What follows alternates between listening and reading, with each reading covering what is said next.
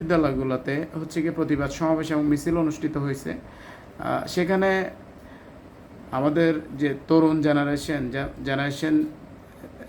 Generation Z যাদেরকে বলা হয়, তারা হচ্ছে কি সুস্পষ্টভাবে কিছু বিষয় উল্লেখ করেছে।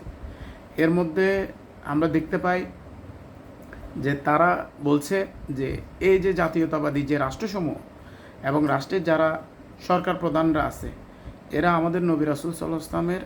কে যে অপমান করা হয়, এটার বিরুদ্ধে বাস্তবসম্মত কোনো পদক্ষেপ কখনো নিতে পারে নাই।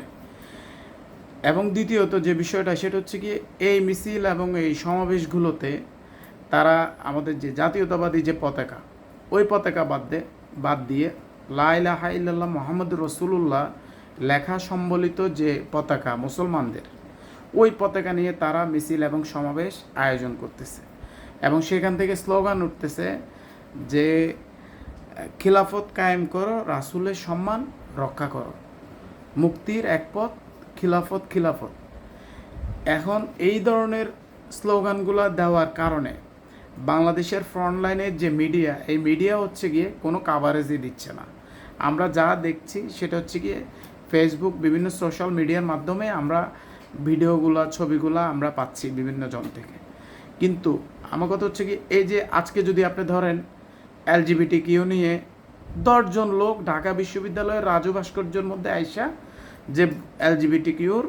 ব্যানার নিয়ে তারা দাঁড়াইলো 5 মিনিটের জন্য,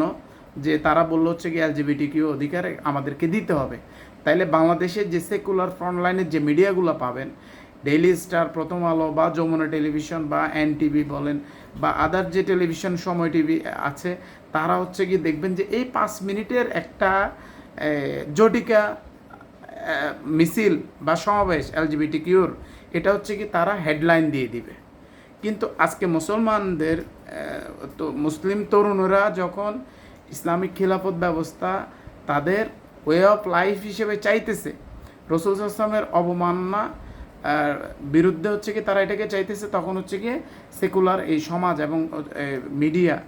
এবং সুশীল, তারা হচ্ছে কি একদম নিঃস্ব,